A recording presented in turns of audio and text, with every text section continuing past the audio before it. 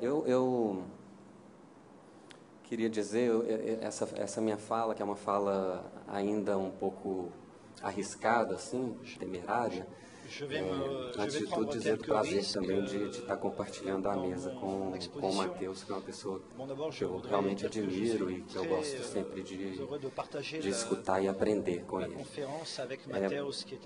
Enfim, essa fala que eu trouxe, essa apresentação que eu trouxe hoje, ela faz parte de uma pesquisa que eu venho desenvolvendo. É uma pesquisa que ela é recente, enfim, ela não é uma pesquisa que vem de muito e é uma pesquisa que parte de um contato que eu comecei a ter com uma certa cinematografia, que é uma cinematografia em torno da produção indígena, da produção de coletivos indígenas. Essa cinematografia ela é muito diversa, é muito arriscado falar de cinema indígena, né? Isso é sempre uma generalização uma categoria muito imprecisa e uma generalização muito arriscada, porque realmente se trata de produções em etnias as mais diversas, né? Então é muito difícil falar de cinema indígena. E essa pesquisa ela tem me colocado num lugar, digamos, um lugar incômodo, assim, porque são filmes que, ao mesmo tempo que eles endereçam, né, questões, procedimentos para o campo do cinema, eles exigem um repertório, né, que você convoque um repertório que é um repertório etnológico, etnográfico, que depende muito da etnia que está implicada na feitura do filme. Eu diria então que nessa pesquisa eu estou sempre com um duplo, digamos, débito. Um débito que é um débito com os colegas da antropologia e um débito que é um débito com os colegas do cinema. Né? Eu estou sempre... quando eu falo desses filmes entre os antropólogos, eles dizem que eu não sei nada de etnografia. Quando eu falo desses filmes para os colegas do cinema, eles dizem que eu estou trazendo etnografia demais e que estou esquecendo os filmes. Enfim. Então, eu juro que eu tenho tentado, assim, me manter numa justa medida em relação a essas obras, mas isso não está dado, não está solucionado, né? Essa medida ela depende da relação com cada filme, com cada processo. Então isso não está dado de antemão e talvez eu possa ter errado um pouco na medida, né, dessa vez. Vocês me digam isso, tá bom? Eu vou falar de dois filmes, Curadores da Terra Floresta e Antes de Chapiri. São dois filmes que me interessam assim, trazer esses filmes para uma certa comparação, porque foram filmes que se desdobraram, digamos assim, foram movidos pelo mesmo evento, pelo mesmo acontecimento, que foi, na verdade, dois encontros de xamãs acontecidos nessa aldeia, Atacoriki, que é uma aldeia Yanomami.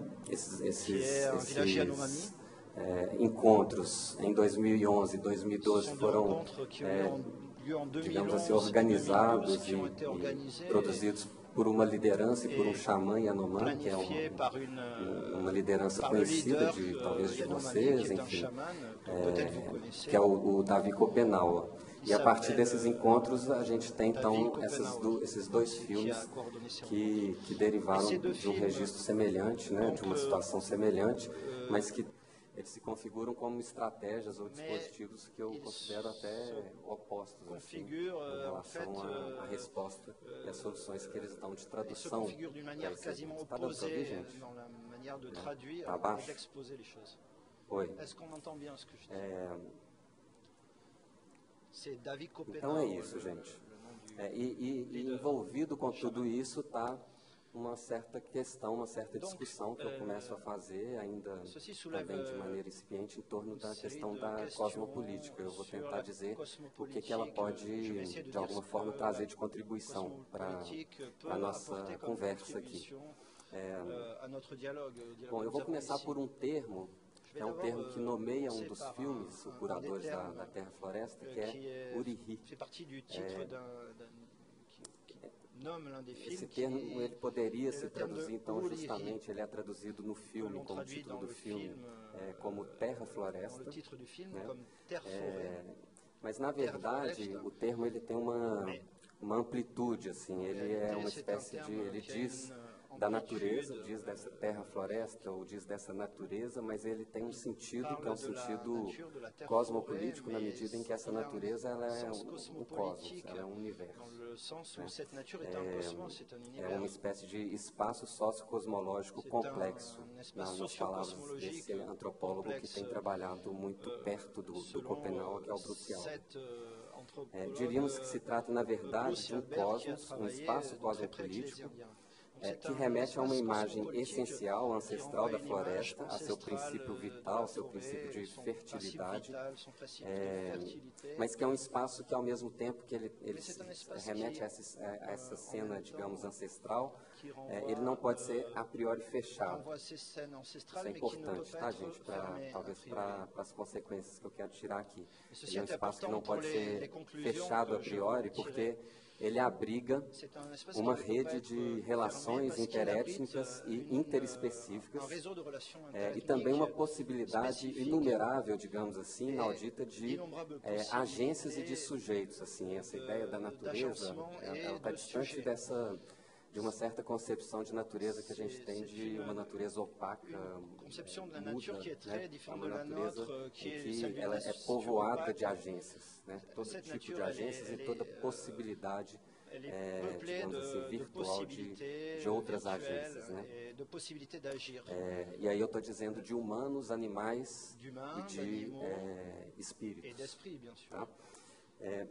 Se o xamã é um exímio conhecedor dessa terra-floresta, não é porque ele consegue, digamos, objetivá-la na forma de objetos passíveis de conhecimento, porque destacados da sua rede de sociabilidade, mas porque ele consegue ver. Né? E aí, o ver, nesse caso, tem um sentido, significa menos objetivar, né? Ver no sentido de me separar daquilo que eu vejo e tornar objeto, do que deixar-se subjetivar por aquilo que eu vejo, por esses, ou seja, por esses possíveis sujeitos e agentes. Eu espero que isso fique mais claro quando eu mostrar os filmes, tá bom? Então, conhecer significa justamente romper com o mutismo e com a opacidade da natureza para agir e interagir com seus sujeitos e, mais importante do que isso, ser agido por eles. Então, a natureza, nessa perspectiva dessa terra-floresta, a natureza age em nós. Eu acho que isso é importante e esse agir em nós implica fortemente o corpo. Tá? É por isso que o cosmos não pode se fechar a priori. Sua atualização e sua consistência depende de uma sofisticada diplomacia. Isso vai ser dito pelo Viveiro de Castro, pelo próprio Bruce Alber, né? Pela Manuela Carneiro da Cunha, vai chamar atenção para esse caráter diplomático, digamos assim, do xamã, né? Uma sofisticada diplomacia que envolve os animais, seus espíritos ancestrais, os xamãs, e que passa por boa dose, digamos assim, de vulnerabilidade. Isso também é algo importante. No limite, se o trabalho dos xamãs cessa ou fracassa, o risco é de que o cosmos entre numa entropia de agências cujo resultado pode ser, nas palavras do Davi Copenau, a queda do céu. Né? Tem esse importante livro que ele fez com o Bruce Alber, em que ele tem essa espécie de profecia, né? Que diz de uma queda do céu a partir dessa entropia que é provocada por uma série de agências humanas um pouco, digamos, desmedidas. Né?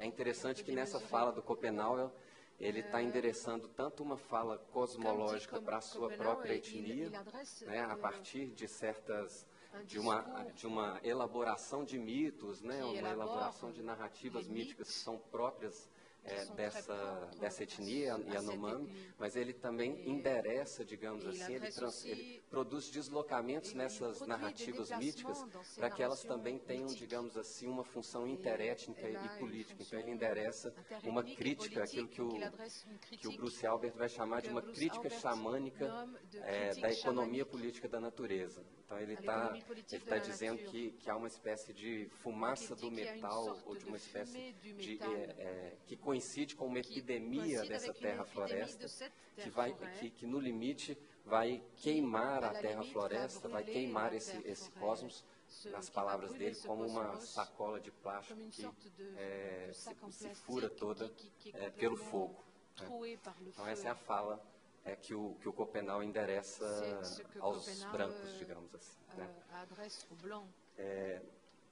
Ou seja, eu estou começando por aí para dizer que a minha fala ela tem muita relação com o que vinha sendo discutido no colóquio, especificamente com o que vinha sendo discutido ontem pelo César, quando ele fala dessa comunidade, e já não bastasse a dificuldade que as questões que o César coloca, né, em relação a essa comunidade do cinema, talvez quando você está implicado em relações interétnicas, que são, digamos, de diferenças um pouco mais radicais, essa comunidade, ela se torna uma espécie de cosmos mesmo, né? E a coisa se complica bastante, porque aí a gente não está falando de uma tradição histórica ocidental, né, de uma polis, digamos assim, da qual o cinema faz parte, mas a gente está falando de relações interespecíficas, está falando de relações entre mundos muito diferentes. Né? Então o xamã, ele faz a passagem entre mundos e faz a passagem entre mundos, digamos, incomensuráveis, né? São mundos incompossíveis, incompatíveis. Né? Essa que é a dificuldade dessa comunidade cósmica que convoca essas outras agências de espíritos, animais e objetos, além da agência humana. Né? Ou seja, a coisa se complica um pouco mais. Né? Bom, há muito Davi Copenau, então, ele exerce essa espécie de diplomacia própria dos xamãs. De um lado, ele estabelece o diálogo com esses espíritos, que eles vão chamar de Chapirip, espíritos xamânicos dos animais ancestrais. Todos os animais têm espíritos ancestrais. E de outro, por meio das suas narrativas, ele fala aos brancos, né, numa espécie de discurso de aconselhamento, né, proferido pelos velhos ao seu grupo. O Renato Stutzman vai falar de uma voz potente do falcão que se instala no peito do orador, permitindo que as boas palavras se firmem. Ele continua, o Renato Stutzman, para dizer que essa diplomacia endereçada aos brancos se justifica menos porque se precise constituir um mundo comum e mais porque devem encontrar um modo de viver no mesmo planeta, ainda que separadamente. Eu acho que a perspectiva já talvez não seja nem mais a de viver junto, mas viver no mesmo planeta, tornar possível coabitar o mesmo planeta. Né? Trata-se de um cosmos composto por mundos incomensuráveis, como eu disse, né? E que não deve almejar a paz perpétua aos moldes de um cosmopolitismo kantiano, mas sempre uma paz provisória, cuja diplomacia é tão necessária quanto necessita ser constantemente inventada.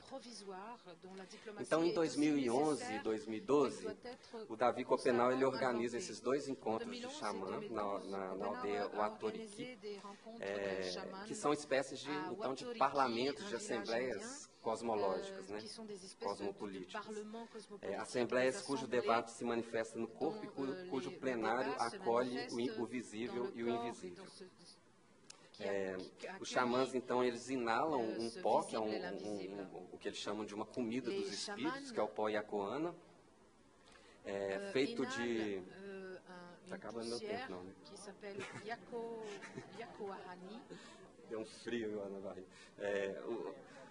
Então, eles inalam o Yacoana, feito da seiva de uma árvore amazônica, e por meio das performances, né, de cada xamã, eles fazem descer isso que eles chamam dos Chapirip, os espíritos animais primordiais. Na descrição de Copenau, Eles dançam juntos sobre grandes espelhos que descem do céu. Nunca são cinzentos como os humanos. São sempre magníficos. O corpo pintado de urucum e percorrido de desenhos pretos, suas cabeças cobertas de plumas brancas de urubu-rei, suas braçadeiras de miçangas repletas de plumas de papagaio e de cujubim e de arara vermelha, a cintura envolta de rabos de tucano. Isso na descrição do Copenau. Os encontros dos xamãs, então, moveram a realização de 2 traduções fílmicas desses 2 filmes, que conectam o mundo dos Yanomami com o mundo, seja dos espíritos, seja dos brancos. O primeiro filme é um filme que se chama Chapiri mesmo. Ele foi feito a partir de um grupo, ele foi feito por um grupo de pesquisadores e de artistas. Esse grupo é formado pelo Laimer Garcia dos Santos, pelo próprio Bruce Albert, por 2 artistas, que é a Gisele Mota e o Leandro Lima, e pela Estela Senna. Então foi um grupo que fez uma expedição para esse encontro de xamãs e que produziu esse filme. E o outro filme, que eu acredito, eu não tenho certeza sobre isso, dados sobre isso, mas me parece que ele é quase que uma resposta a esse primeiro filme, e ele foi feito pelo Morzaniel Yanomami, que é um indígena, né, Yanomami. O primeiro filme, ele parte das performances para compor um mundo de... É um filme que compõe uma espécie de visualidade exuberante, digamos assim, de corpos resplandecentes, que se atravessam e que se sobrepõem. Nesse caso, ver significa ver mais. Ainda que ver mais significa exaurir, segmentar e muitas vezes dilacerar aquilo que se vê, né? Eu diria que esse ver mais acaba por, talvez, nos fazer ver menos. Enfim, uma hipótese. O segundo filme é um registro econômico quase didático, amparado no plano longo, no plano sequência. Ainda que a imagem seja transparente, estamos diante de uma extrema opacidade. O que acontece ali? Que personagens são esses? Com quem dialogam? O que cantam? O que performam? Ver, nesse caso, significa ver menos, ainda que ver menos signifique ver demais. Ver mais do que talvez teríamos a capacidade e o repertório para ver. Tá? Eu vou mostrar, então, trechos desses 2 fragmentos desses 2 filmes, tá bom? Para fazer um comentário sobre eles. Vai me interessar, eu digo logo, vai me interessar principalmente o segundo filme, tá bom? Só um minutinho, André. Um minuto.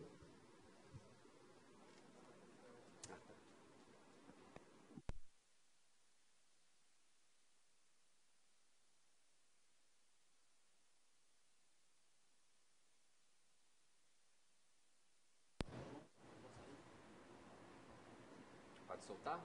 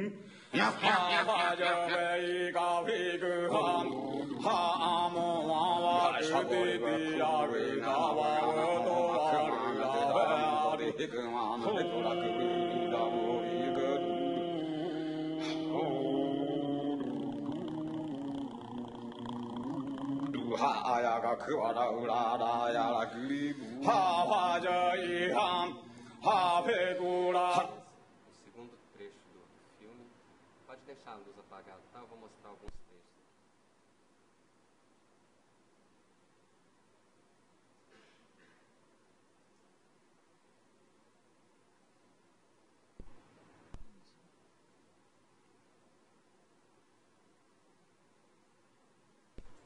那哈，我听啊，阿毛啊，我姓名，呀的，呀听啊，弟弟不，哟，哈嘛，毛呢，嘿呀，呀好啊的，去呢，地方阿弥陀，不溜，不上嘛，呀听，阿毛啊，哈你呀，跟呢，那地方呀听喏，哈，要喏，可能，地方阿弥陀，马达，那个跟呢，地方。阿弥呀，比哈他妈奶奶那哈要好啊苦为呀呀的他的好苦的嘿那嘿莫地嘛给哈要好阿的他的嘿要苦没莫的把你把不灵呀他就把他的要能呀能很把他个嘿。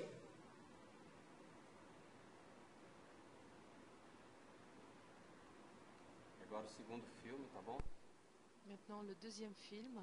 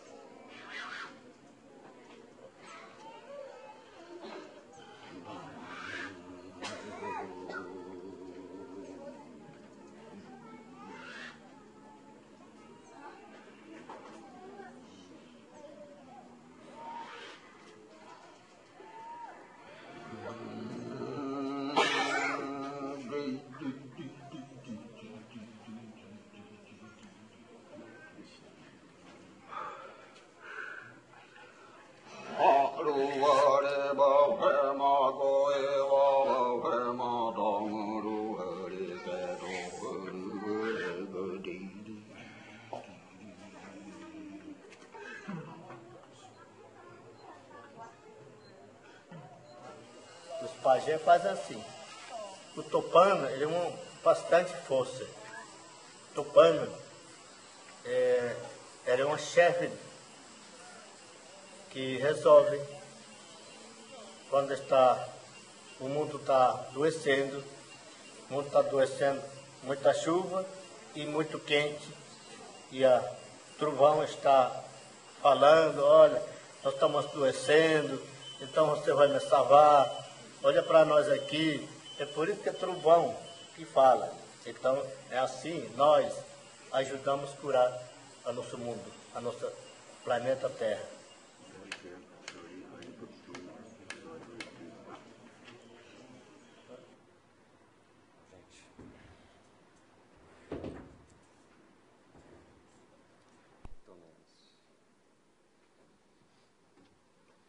Como eu disse, eu não vou me deter muito no primeiro filme, não vou ter muito tempo, enfim, talvez eu vá ser até um pouco leviano com o filme. Peço desculpas por isso, assim, mas me interessa mais pensar esse segundo filme. Mas o Chapiri, então, vocês perceberam, né? Ele tem alguns fotogramas do filme aqui, ó, mas ele é um filme, enfim, de fotografia extremamente elaborada, extremamente construída, e uma montagem que, na verdade, é uma espécie de mixagem, né? E uma mixagem enfáticas. Os blocos ou as sequências que organizam o filme não se organiza a partir das performances. Ele prefere recusar um pouco a performance singular de cada xamã para construir uma certa narrativa, uma certa tradução da própria experiência do xamanismo por meio dessas imagens, né? Dessas imagens que são, digamos assim, sobrepostas, mixadas, segmentadas. Ainda que uma narrativa se insinue, podemos dizer que o critério que circunscreve cada parte do filme é principalmente um certo tratamento plástico da imagem e do som, né? Eu diria que esse filme ele tem uma dimensão fortemente maquínica, assim, e eu acho que ele não faz esforço, digamos assim, para negar esse caráter de um certo maquinismo, de um certo... É como se fosse o encontro... a gente pode discutir se é um encontro bem sucedido ou não, mas é uma espécie de encontro entre duas máquinas, né? A máquina digamos assim, a máquina do computador e a tecnologia xamânica do corpo, né? Mas ele não nega esse maquinismo que está operando ali na produção dessas imagens, né? Eu não vou me deter muito, mas algumas das imagens desse filme vão nos remeter, por exemplo, a essa, assim. Algumas das sequências desse filme vão nos remeter, acho que a referência mais evidente, assim, para o trabalho desses artistas, talvez seja, vocês devem estar intuindo, o trabalho da Cláudia Andujar, assim, né? Enfim, é uma referência que talvez seja a referência mais evidente do filme. A Cláudia Andujar, né, para quem não conhece, ela foi uma fotógrafa importantíssima que conviveu e militou durante mais de 30 anos entre os Yanomami.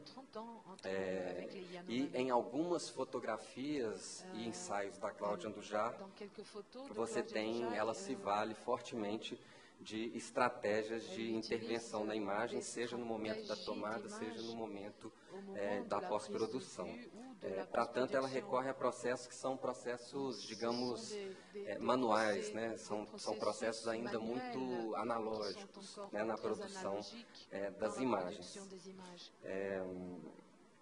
Como dirá a própria Andujar, trata-se de um trabalho de reelaboração, vou mostrando algumas imagens aqui, de reelaboração da cosmologia Yanomami, citando literalmente uma bricolagem de adaptação e de atualização dos tempos dos mitos primordiais. Sem esse passado e sem a sua história, a bricolagem cairia no vazio. Por isso, quando recorre às estratégias de intervenção e pós-produção fotográfica, a imagem, no caso da Cláudia Andujar, ela menos se desmaterializa, como no caso do filme, né? E ela mais ganha, digamos assim, ela mais se adensa, ganha uma espessura, digamos assim, a partir da inscrição na imagem de várias indicialidades. Ela trabalha com resinas, né, ela trabalha com materiais da própria floresta, ela coloca resinas na lente, ela produz intervenções, mas que são muito derivadas do próprio universo dessa terra-floresta, que ela conhece muito bem porque viveu entre os Yanomami muito tempo, né? E aí as imagens, o resultado é um pouco essas imagens que não me parecem imagens que passam por uma desmaterialização, mas, ao contrário, me parece que elas ganham em espessura e indicialidade, né, por conta desse trabalho analógico, né? Essa relação entre a intervenção na imagem, o artifício e seu lastro em uma memória ancestral produzem uma espécie de vulnerabilidade que as fotografias compartilham com os próprios Yanomami. É algo que no belo ensaio que o Laimer escreveu sobre Andujar, o Laimer caracteriza como uma zona de perturbação e oscilação do real. Eu cito literalmente o Laimer. Está dando para acompanhar, gente, o ritmo? Está tranquilo?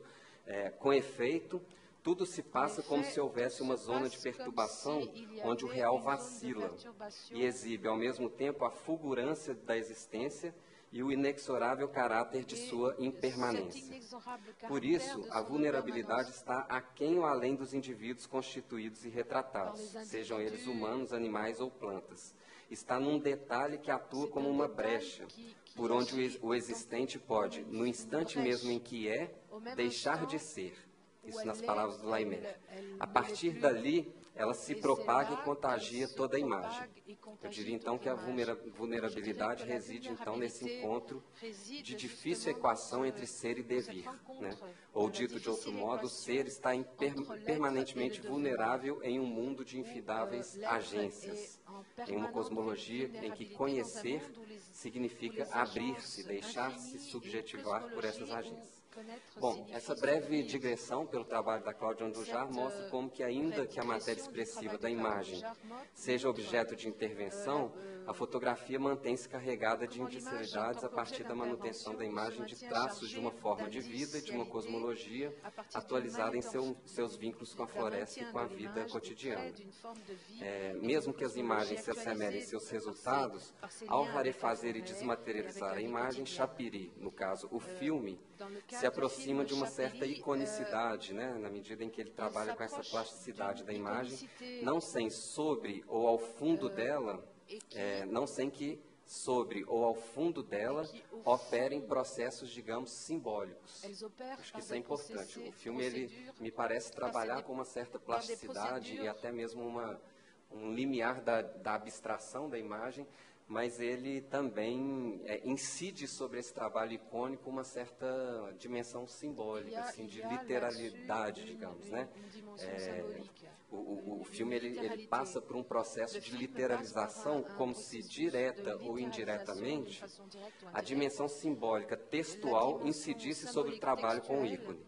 Na busca de traduzir em experiência sensorial o transe e a alucinação xamânicas, o filme acaba por literalizar sua manifestação em imagem. Ele recusa a singularidade das performances para produzir, não sem alguma autorreferência, uma experiência sensória que, por mais abstração, por mais segmentação que daí resulte, se manifesta numa espécie de verossimilhança. E aí a gente sabe que a verossimilhança é uma semelhança construída no interior de uma verdade, né? Seja a verdade de um texto, seja a verdade de quem construiu a imagem, né? Então, talvez, enfim, é uma certa reticência que eu teria com esse filme, mas eu preciso ainda pensar melhor esse filme. E outra coisa que é importante é essa exaustão do campo visual, né? Essa máquina centrípeta que traz tudo para dentro do campo, né? Traz os elementos da imagem para o interior do quadro, né? Essa força centrípeta da imagem, ela produz, a meu ver, uma espécie de obliteração, de esquecimento do extracampo. Tá? Eu gostaria até de de reconhecer vozes no meu texto, tá bom, gente? Essa discussão, quem participa do grupo Poéticas da Experiência, eu apresentei esse filme lá, e essa discussão gerou muito comentário no grupo, então eu queria reconhecer inclusive nessa abordagem do filme, do próximo filme, vozes dos alunos que participaram, dos professores, esse texto é um texto a várias vozes, eu não poderia reconhecer cada um aqui, tá bom? Na forma de citação. Mas, por exemplo, essa ideia de uma exaustão do extracampo, ela surgiu nessa discussão lá entre o grupo, tá bom? Bom, Curadores da Terra Floresta, o filme do Morzaniel Yanomami, opta por estratégias, digamos, opostas. Trata-se, em certo sentido, de um trabalho de autoetnografia, né, digamos assim. Mas longe de qualquer purismo, digamos logo que o diretor, que se o diretor participa da mesma comunidade que ele filma, a mediação do cinema, isso é importante, tá? A mediação do cinema, da câmera, torna essa afinidade uma espécie de alteridade, né? No sentido de que filmar não se faz sem distância, sem que eu esteja, em alguma medida, separado daquilo que eu filmo. Então, se a comunidade do diretor com o grupo Yanomami que ele filma, né? Ele faz parte desse grupo, a mediação do cinema ela é uma espécie de intrusão que atravessa essa relação e que torna esse diretor outro, né? Ele está separado daquilo que ele filma. Então, não se trata de uma... O cinema não permite isso, né? Essa fusão total entre quem filma e quem é filmado, né? Isso se torna ainda mais evidente se pensarmos que Curadores se filia a uma certa tradição do filme etnográfico, do direto, né? Ou mesmo, enfim, fazendo opção por um registro de tom mais observacional. Mas, paradoxalmente, em sua transparência, o filme não deixa de preservar uma ampla zona de opacidade, que constitui fortemente nossa experiência como espectadores, né? Eu não vou caracterizar o filme aqui, mas é um filme que trabalha fortemente com plano longo, né, com uma câmera que filma geralmente de forma lateral. Eu acho que muito por conta da situação de filmagem, mas é uma câmera que filma lateralmente. Ela não é uma câmera que é uma câmera transe, né, ela é uma câmera estável, de plano fixo, que mantém uma certa distância daquilo que ela filma, né? E quando ela se desgarra dessa fixidez, é para incorporar certas impurezas da imagem, ajusta a imagem, ajusta o justo enquadramento para aquele plano. E outra coisa importante é que não se decupa o corpo na forma de plano detalhe, mas o corpo ele é geralmente apreendido numa medida, se não plena, quase plena, assim, e conectado com os outros com os quais ele mantém relação. Então o corpo ele é sempre apreendido numa relação com o entorno, seja o entorno do espaço, seja o entorno dos outros xamãs, tá bom? Isso para caracterizar um pouco esse filme. Eu vou correr aqui, tá? O enquadramento permite, assim, apreender em suas variações mínimas os gestos e expressões dos corpos xamânicos em transformação, que em repetições e ressonâncias fazem descer e dançar os espíritos auxiliares. Os planos longos nos convocam a um exercício de mínimas percepções, né, de pequenas percepções, de natureza fenomenológica. Então tem uma natureza de pequenas percepções que fazem com que o filme ele trabalhe com o visível, num certo trabalho fenomenológico com as imagens, e a gente vai ali então acompanhando um certo movimento mínimo dos corpos, né? Eu acho que a gente entende nesse filme uma certa necessidade do plano longo, e da não dissociação entre o campo e o corpo. Isso é importante também. Tá? É muito importante a maneira, o modo, a performance, a singularidade da performance do xamã. Eu vou passar essa parte, eu queria chegar numa parte que me interessa mais aqui, para além dessa dimensão fenomenológica do filme, para além dessa dimensão visível no filme, que é o que eu estou chamando aqui de um trabalho com o invisível. Isso talvez seja o mais importante da minha fala, é o que eu vou falar mais corrido aqui. Mas, enfim, tem um trabalho com o invisível. Não, mas vai tá acabando. Se, de um lado, em seus enquadramentos, o filme nos permite exercitar essa percepção das variações mínimas da singularidade, o modo como as imagens convocam a nossa crença passa pela articulação entre esse plano visível, fenomenológico, e outro plano, que é um plano tão importante ou mais importante quanto, que é o plano invisível, que eu diria cosmológico. Digamos que Curadores da Terra Floresta constitui-se fortemente por meio de um trabalho com o invisível, de uma fenomenologia do invisível, não do visível.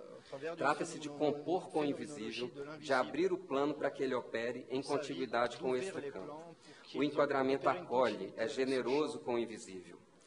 O amplo pátio vazio que cremos, ao ponto de vê-los povoado pelos chapiri, é esse lugar do invisível. Tem alguns planos aqui que a gente consegue ver isso, tá vendo? Que é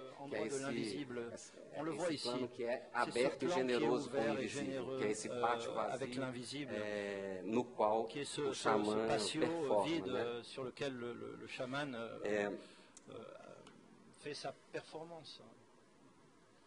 O pátio vazio, na verdade habitado, desdobra-se em um amplo extracampo, um prolongamento fora da cena dessa dimensão invisível que a constitui.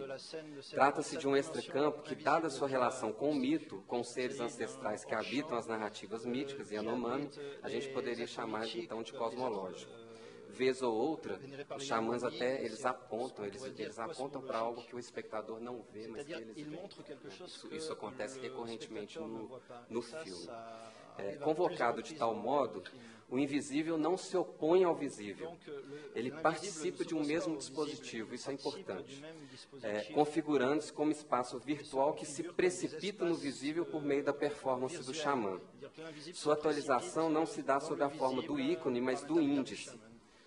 Se nós não vemos as imagens dos espíritos do chapiri, podemos, contudo, vê-las agir sobre o corpo do xamã, que ganha poderes de um outro corpo. Né? É peculiar o modo de funcionamento deste índice.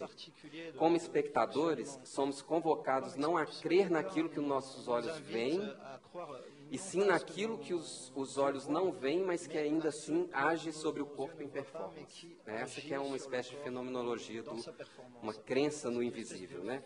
Algo atravessa esse corpo como a temperatura atravessa um termômetro ou como o vento atravessa a vela de um barco, né? Tornando-se visível em sua invisibilidade e conferindo à vela do barco e ao barco algo do seu poder. Né? O vento atravessa a vela de um barco e confere, mais do que mímese, você tem um acionamento do poder, você se torna vento. Né? Em certo sentido, metonimicamente, você se torna vento. Né? É o que acontece com o corpo xamânico atravessado pelo invisível, né? Nesse filme. Le corps du chaman qui est traversé par l'invisible dans ce film.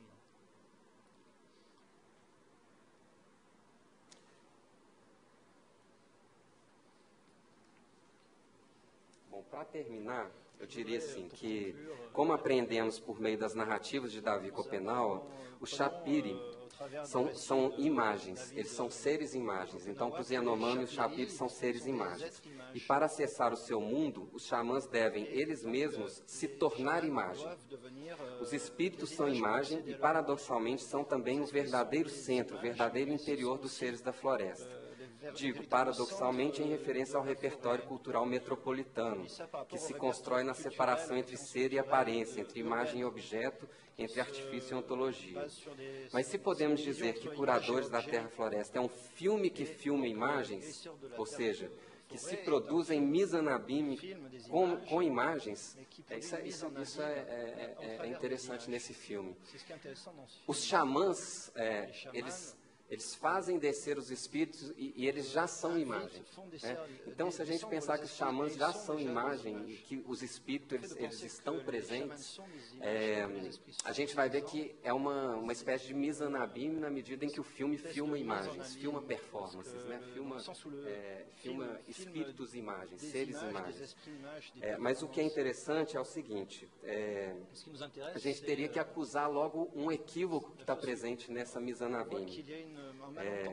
Para tanto, darei ao equívoco o sentido que Viveiro de Castro reivindica para o termo, ou seja, a equivocidade por detrás da univocidade, a exposição da diferença oculta entre onônimos. No caso que nos interessa aqui, eis um possível equívoco. O que chamamos imagem pode não ser o mesmo que na cosmologia Yanomami se considera como imagem. Então essa Mizanabim é uma Mizanabim fraturada por um equívoco. Né? Essa homonímia da palavra imagem, ela pode não significar a mesma coisa, e eu acho que não significa. Né? No caso, o que chamamos imagem, então, não é a mesma coisa que a cosmologia Yanomami considera como tal. O que o filme filma são já imagens, mas as imagens que ele filma não são a mesma coisa que as imagens que historicamente o cinema concebeu como tal. Estou terminando. Herdeiro de um dado regime escópico, construído sobre o oculocentrismo, o cinema é uma máquina de criação e montagem de pontos de vista, enquadra, captura e inscreve em sua matéria sensível os objetos do mundo. Esses são tornados objetos justamente por conta de um olhar que oculto, fora do mundo, pode enquadrá-los e filmá-los.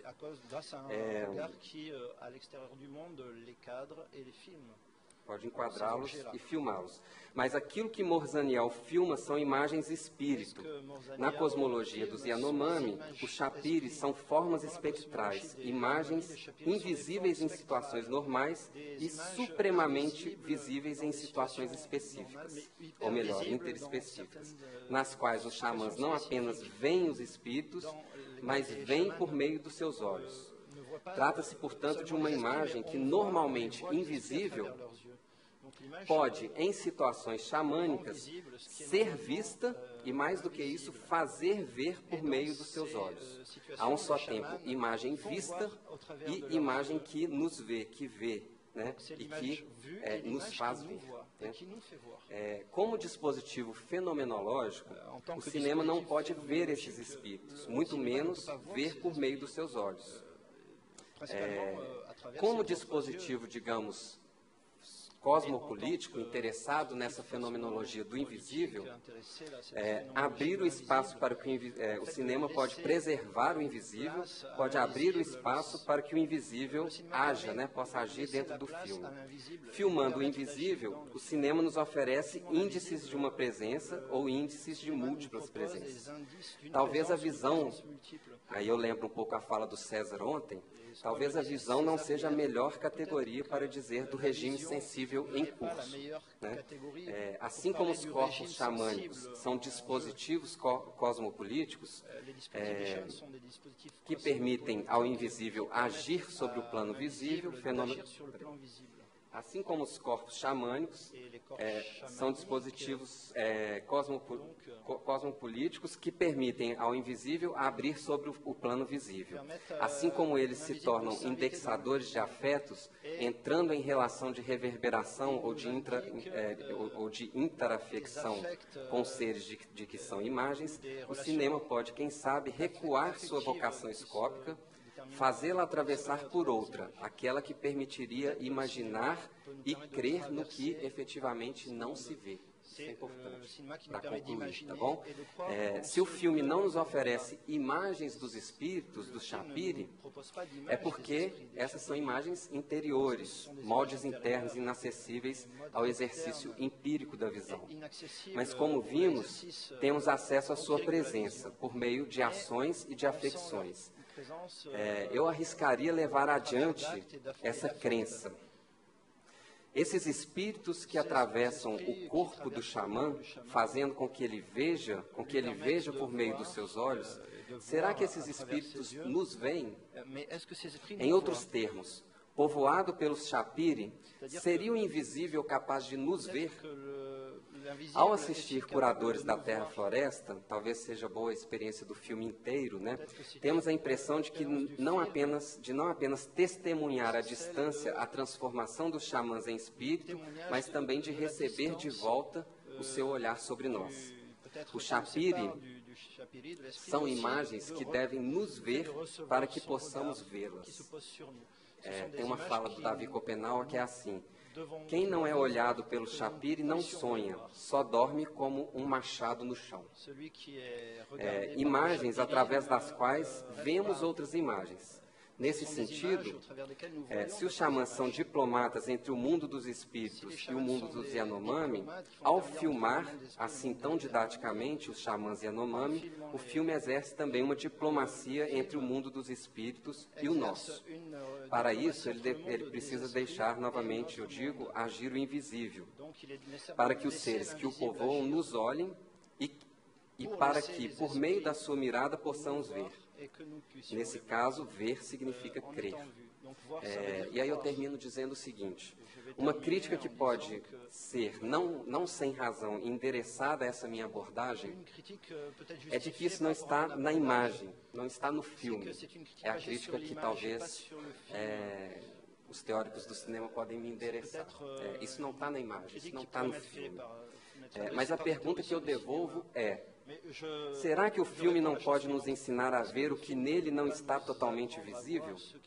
A imagem, nesse caso, seria menos um objeto para a nossa mirada, para nela identificarmos este ou aquele traço, e mais um objeto que nos vê e que nos faz ver.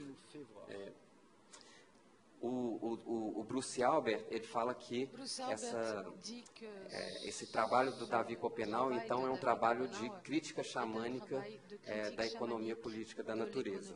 Poderíamos pensar nesses filmes no sentido do que vínhamos argumentando, como uma espécie de crítica xamânica da economia política das imagens? É isso, gente. Obrigado.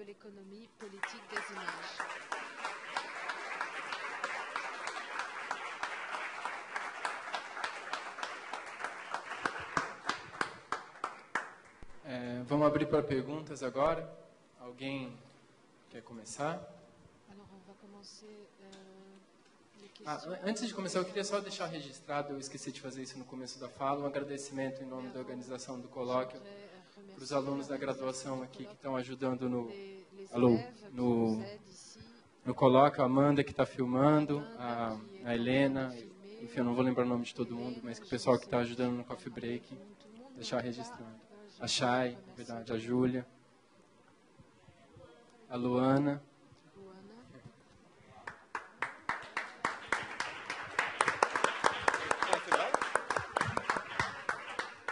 E o Marco. Alguém tem alguma pergunta?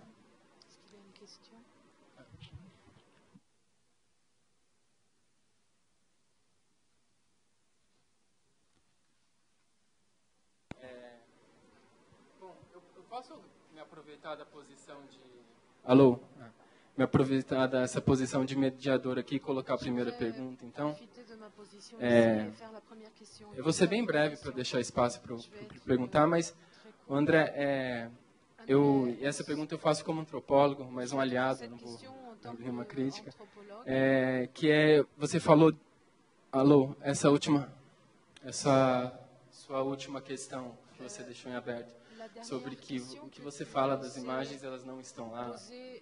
Mas eu acho que isso, assim, isso é constitutivo dessa performance do xamã, no caso, e ela tem uma eficiência, a performance, na medida em que o xamã consegue executá-la e transmitir esse acesso a esse outro mundo para quem assiste.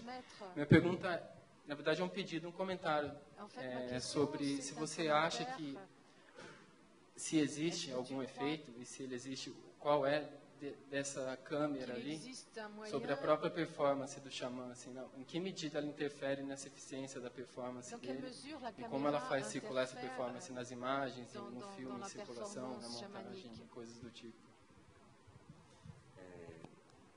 Então, a pergunta é ótima. Se a gente for pensar em outros filmes, em outras etnografias, eu sei que você está estudando o Chavante, né? A gente vai ver que esse papel que esse papel da câmera, que esse papel do sujeito que filma, né, do diretor, da equipe, em outras cinematografias, o modo de presença da câmera, ele é muito diferente. E ele é um modo de presença que muitas vezes ele instaura, ele catalisa, ele faz precipitar relações, né? A gente vê em várias outras cinematografias como é que, eu já dizia no outro colóquio, inclusive, eu dizia da presença da exposição do anticampo, né? Como é que a entrada do cineasta indígena na cena, como é que ele faz precipitar relações, ele coloca o filme numa espécie de negociação constante com os membros da aldeia, e etc. Ele insere o cinema entre outras práticas, né, da aldeia. Eu acho que é diferente nesse caso. Acho que eu tenho muita dificuldade nesse filme em pensar uma câmera participativa. Eu acho que ela é uma câmera mais observacional, no caso desse filme. Eu tenho muita dificuldade em pensar que deslocamento esse filme poderia fazer em relação a uma tradição do cinema etnográfico, mais estrito senso. Mas eu tenho a sensação de que há algo diferente ali. E esse algo tem a ver com uma espécie de crença que o filme possibilita por meio da crença do próprio diretor. Percebe? Então eu acho que, eu não sei como é que eu ainda estou matutando sobre isso, assim, que deslocamento que esse filme poderia produzir em relação ao filme etnográfico estrito senso, mas eu desconfio que essa abertura do filme para o invisível, ela não é à toa, ela não é gratuita. Eu acho que tem a ver com uma certa crença numa possibilidade de que aquilo que está invisível esteja presente, né? Você cortar o quadro, você está cortando muito espírito, colocando muito espírito fora do quadro, brincando, né? A brincadeira é essa, assim. Não se corta impunemente, não se enquadra impunemente numa situação como essa, digamos assim. É uma brincadeira, mas eu acredito que tem algo ali. Mas não acredito que a câmera seja uma câmera participativa mesmo, né, no caso desse. Tem alguns momentos específicos em que há uma leve cumplicidade, um leve olhar que é devolvido para a câmera, mas é engraçado porque os xamãs, quando olham para a câmera, eles olham e logo o olhar se torna oblíquo assim, para o extracampo, é um olhar de relance que logo ele se desvia, é um olhar, uma devolução de olhar que é estranha, assim, que é diferente, que é intrigante, enfim, mas é isso. Você quer? André, eu queria saber, eu te agradeço primeiro, né? D'abord, merci, André. Fiquei interessadíssima, aprendi muito com sua fala. Tinha uma questão muito pontual, esse estatuto que você atribuiu à imagem espírito, né? Tanto no interior da cosmologia, né? Dos Yanomami, quanto na experiência de quem está vendo o filme, na experiência do filme, ele mesmo, encontra algum correlato no som? Existiria, ou na cosmologia em questão, ou na nossa experiência estética, alguma coisa análoga no caso do som? Não. Um som que não é audível, mas cujo efeito gera, por exemplo, outros sons. Som direto, né? Som direto, captado por um Yanomami também. Captado por um Yanomami também, não? Não sei. Mas se você vê... Na verdade, assim, para fazer essa caracterização assim do Chapire, eu faço essa caracterização por meio de uma leitura de narrativas do próprio Copenau, mas também, principalmente, de alguns textos, assim, que são textos importantes para essa definição, né? Então, tem o texto Floresta dos Cristais, do Viver de Castro, em que ele vai fazer toda uma definição, elevar esses seres espírito ao estatuto de imagem, dizer também em que medida e como eles são imagens e que tipo de implicações isso teria. Tem esse texto do Bruce Albert, que é esse texto Crítica Xamânica da Economia Política da Natureza, e tem um texto que é um texto, tem dois textos que são textos importantes, assim. Um deles, eu não vou lembrar o nome correto do texto, mas é um texto de uma etnomusicóloga que você deve conhecer, que é a Rosângela de Tunis, em que ela vai falar um pouco dessa relação da imagem com o canto e com a música, no caso dos Machacali, que é outra história totalmente diferente, outra etnia, mas o que ela vai dizer, assim, eu não vou saber traduzir tão bem assim as palavras da Rosângela, mas ela vai dizer que o canto e a repetição do canto e a ressonância desse canto, né, com o corpo xamânico, tem a capacidade, tem o poder de se intensificar a tal modo que ele se precipita em imagem. Então, o canto talvez seja esse dispositivo em que o invisível se precipita como visível. Acho que, se eu traduzo corretamente a fala, o texto da Rosângela, passa um pouco por aí. Essa repetição e essa ressonância do canto, ela vai se adensando e ganhando uma consistência tal que ela se precipita no visível como transformação, como devir, como coisa, digamos assim. E aí, eu acho que tem um pouco, a gente poderia pensar o canto como essa dimensão invisível, né, que se torna imagem, né, de alguma maneira. Eu sei, assim, por meio de... Teve um aluno nosso que participou um pouco do processo, e o que se diz é que quando alguns Yanomami viram o Chapiri, aquele primeiro filme, ficaram muito incomodados com a dissociação de som e imagem. Isso incomodou muito na medida em que eu acho que tem algo ali, né? Tem uma relação muito estreita nessa performance, do xamã. A pergunta se foi um Yanomami que captou o som no Chapiri, eu sei que não foi, que foi toda uma equipe externa que fez imagens. Não foi. No Chapiri não, o outro eu não sei, mas no Chapiri eu sei que não. O Chapiri foi uma equipe. Bom. Oi, André. Então, essa dialética que se apresenta no seu argumento entre ver mais e ver menos, eu queria retomar um pouquinho isso. E a segunda questão que eu queria colocar, você já acabou respondendo em torno da recepção do Chapiri entre eles, né? Mas em torno dessa oposição entre ver mais, então, no Chapiri, né? E aí eu entendo seu argumento de como, através da trucagem no filme, sobretudo no processo de montagem, como é que uma experiência, no caso a do Leimert e a do Bruce Albert, né, da experiência com o elemento alucinógeno, né, se impõe uma imagem. É assim que se está em transe no processo xamânico, né? E no segundo caso, como sem esse trabalho, como no âmbito do registro, a gente pode dar espaço para um invisível que se apresenta e se comunica, então, que se coloca como espaço de alteração, como espaço de potência também, né?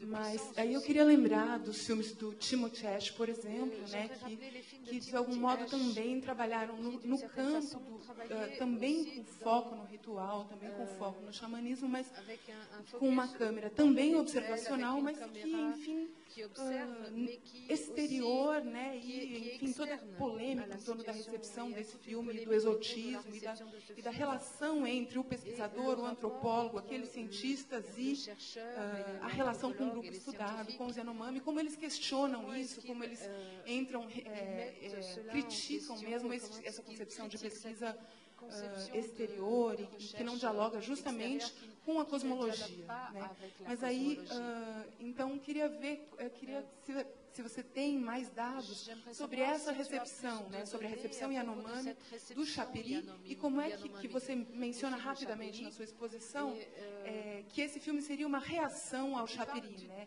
Então, que dados mais você tem sobre isso? Eu não tenho dados sistemáticos sobre isso não, tá? Mas assim, eu já participei de debates em torno do filme e pessoas que de uma forma direta ou indireta participaram do filme. Vão dizer que não, que eles não gostaram filme. Eu acho que muito por conta disso, de uma certa mímese, né, que o filme se propõe, que é uma mímese que de alguma forma, na qual, é isso que eu estou dizendo, né, ver mais acaba sendo ver menos na medida em que você esgota o campo visual, né, e impõe, em certo sentido, uma visualidade, e muito também por conta isso, assim, eu acho que uma certa quase plenitude da performance que se modula, assim, né, de você não decupar, de você não recortar, de você manter uma certa rede de relações que estão dadas ali, né? Essa performance, ela diz de relações interespecíficas, então acho que há a necessidade de que essas relações se preservem no quadro, né? Mesmo que nós não as estejamos vendo, né? Eu acho que passou por aí, talvez, a crítica que se fez a esse filme entre os Yanomami, mas não são dados sistemáticos, foram coisas que eu ouvi nos debates, com as pessoas que participaram, de alguma forma, desse segundo filme também. Tá bom? Posso fazer uma adendo, um palpite? Quem está tentando mimetizar, ele supõe uma certa equivalência entre a experiência que ele está enfrentando e a forma que ele encontrará de traduzi-la. Então, parece que aí talvez tenha havido um equívoco, no sentido técnico do termo, né? Na verdade, a equivalência foi dada por uma visão exógena. Nada garante que o ponto de chegada do mimetizador corresponde à visão interna sobre a natureza daquela experiência, né?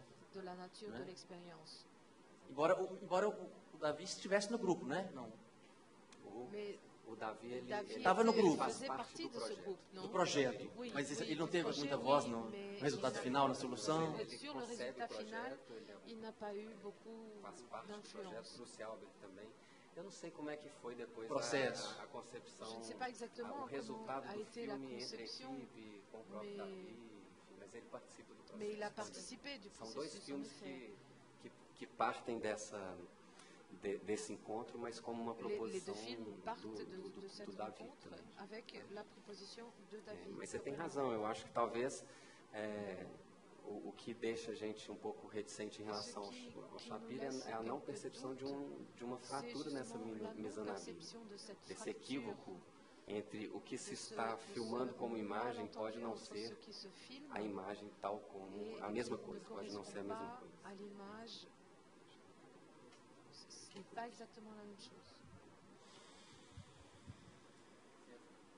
César aqui? Sim.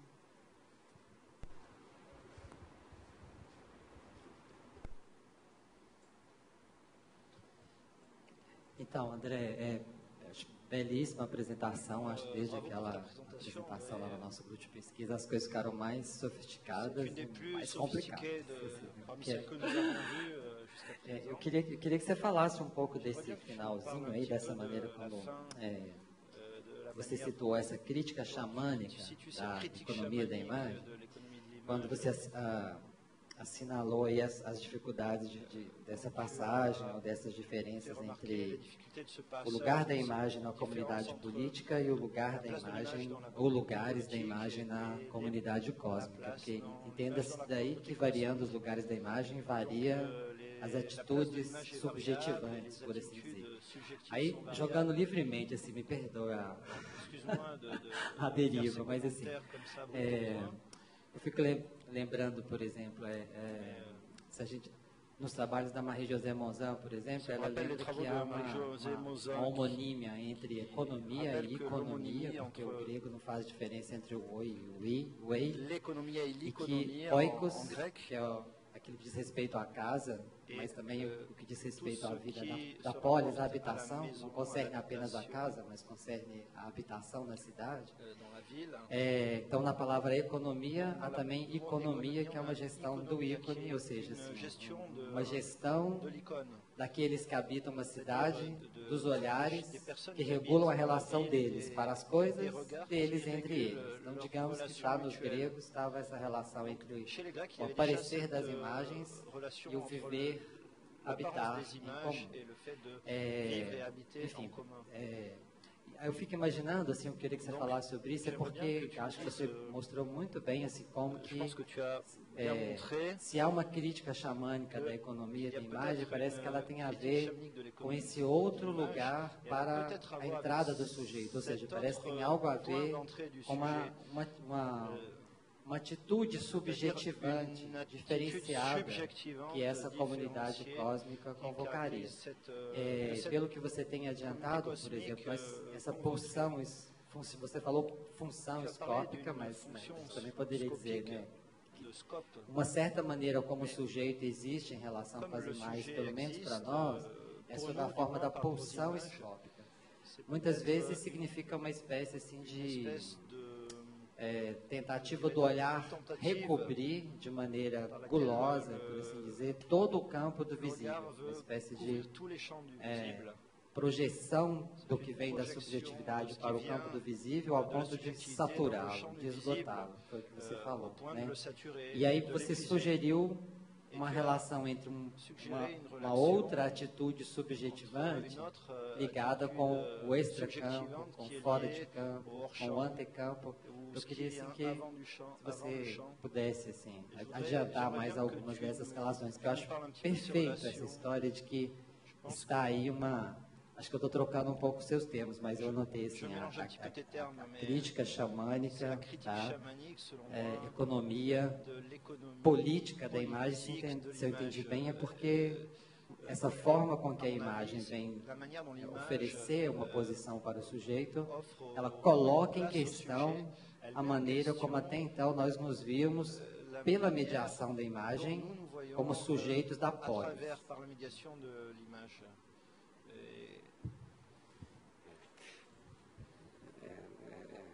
César, isso é todo um projeto de pesquisa, assim, né? Eu acho que tem todo um desdobramento em torno disso, assim. Então eu poderia arriscar não mais que hipóteses sobre isso, mas assim, eu não sei, uma primeira coisa em relação a essa crítica, né? Eu acho que, primeiro, nessa pesquisa, uma coisa que precisaria ser feita é assim, a gente ver como é que essa percepção da imagem, essa definição da imagem se dá nas várias etnias, assim, acho que tem todo esse trabalho de não generalização, né? Apesar do que o Viveiros, ele tem nesse texto mesmo que é o Floresta de Cristais, ele já propõe uma certa, algo na direção disso, assim, uma certa generalização, né? Mas eu acho que assim, algumas coisas a gente pode aventar. A primeira coisa é que a imagem, nesse caso, ela é um lugar fortemente relacional na medida em que ela é para ser vista, mas ela é para nos ver também, em troca. Assim, então, é você considerar fortemente a agência daquilo que você vê. Eu acho que isso é uma coisa importante, assim, né? Nesse tipo de relação com a imagem, né? A imagem, ela não é um instrumento de ver algo exterior a ela, né? Ela não é simplesmente aquilo que permite ver os objetos do mundo distanciados daquele que vê, né? Mas ela instaura uma relação em que aquele que vê está sendo visto. E o que eu tentei mostrar nesse filme é assim, o fato de eu estar sendo visto, o fato, na verdade, assim, os xamãs, eles, para que eles venham, eles precisam ser vistos pelos chapiristas, né? Então, para eu ver, eu preciso ser visto. É essa que é a complexidade da relação. Para eu ver, eu preciso ser visto. Isso é uma coisa. Então, uma dimensão fortemente relacional da imagem, né? Qual que é a complicação disso? A complicação é só o cinema, né? A complicação é só o cinema, porque o cinema, ele entra como uma mediação, né, que torna incontornável essa separação, né? Então, uma crítica xamânica da economia política da imagem via cinema tem que considerar o extracampo, o anticampo. É por isso que é importante esses lugares de relação na produção da imagem, eles são importantes, e é importante que eles estejam muitas vezes dentro do quadro, que a relação esteja implicada no interior do quadro, percebe? Então, anticampo, extracampo, tudo isso são lugares, digamos, aberturas, porosidades relacionais da imagem, né? Que podem, de alguma forma, transformar por dentro o cinema, né? Logicamente, não são os índios que estão fazendo isso, tem todo um diálogo com o cinema moderno, etc. Mas, de todo modo, eu acho que essa crítica passa por levar adiante esse lugar fortemente relacional da imagem, que não é só um lugar de conhecimento do mundo, de alguém que está fora do mundo, mas alguém que recebe de volta o olhar daqueles sujeitos que ele conhece, né? Ou seja, subjetivar-se por meio da imagem. Então, o que eu poderia dizer por hora sobre isso, Sérgio? Assim, não sei se eu conseguiria desenvolver muito mais do que isso. Mais alguma pergunta aqui? Bom, primeiro eu vou pedir desculpas que a academia, que eu vou falar em português. Eu queria propor duas sugestões. A primeira, eu acredito que o xamã, quando a gente diz que o xamã vê os espíritos, é uma incorreção. Eu acho que ele percebe o espírito. Ele cheira, ele toca, né? Ou como ela disse, ele é o espírito. Né? Quando a gente limita simplesmente a um dos sentidos, fica muito limitado. A outra questão é sobre o invisível, né? Eu acho que o invisível é uma coisa intrínseca, na verdade, em qualquer arte. Qualquer arte tem o invisível. A poesia, ela não é simplesmente frases e letras. A música não é simplesmente sons. Em todos eles tem elementos que não são visíveis. É claro, no filme, o xamã tem horas que até pelo próprio gestual dele, ele até aponta, existe até uma coreografia dele se relacionar com alguma coisa que não está ali. Mas eu acho que o invisível é uma coisa intrínseca a qualquer uma das artes. Você tem toda a razão, assim. Eu concordo com você que talvez a visão não seja, mas ao mesmo tempo a gente está lidando com o cinema e a questão da visão ela é incontornável também, né? Mas é um regime sensível, né, que não precisa se reduzir à visão no caso dos xamãs, né? Não no caso da tradução fílmica disso, né? Eu concordo com você, assim, no pouco conhecimento que eu tenho dessa etnologia, assim, o xamã mas eu acho que ele não no sentido de uma mímese plena, ele metonimicamente falando. É por isso que eu estou falando que o regime é um regime mais fortemente, digamos, indicial. Assim, eu gosto dessa metáfora, que pode ser uma metáfora que soe bobinha, assim, mas ela é muito esclarecedora, assim. O barco à vela, ele se torna vento. Ele é o vento, mas ele não é o vento porque ele se parece com o vento. Ele é o vento porque ele é atravessado pelo vento, né, pela dimensão invisível do vento, e ele aciona poderes, metonimicamente ele aciona poderes do vento, né? Então, eu acho que é nesse sentido, talvez, um pouco precário, um pouco incompleto, não pleno, que o xamã é o espírito, né? Eu imagino que seja um pouco por aí. E a outra coisa, eu concordo, eu acho que a dimensão invisível ela faz parte, né, do cinema. Agora, a gente pode ser mais ou menos generoso com o invisível, né? A gente pode esgotar o invisível, que eu acho que é o que muitas vezes esses planos pictóricos do Chapiri acabam fazendo, que é assim, um certo esgotamento do invisível, né? Então, eu tendo a achar que essa abertura, eu repito, que essa abertura do enquadramento para o invisível tem a ver com a performance xamânica, mas ela tem a ver com um certo regime de sensibilidade daquele que filma, que está fazendo uma opção por deixar o invisível operar. Talvez isso não seja totalmente consciente, mas há um regime de sensibilidade que abre o filme para o invisível. Né? Então, eu concordo, o invisível está presente, mas o que a gente faz com ele também depende, né, de situação para situação. Mais cela dépend d'une situation à l'autre.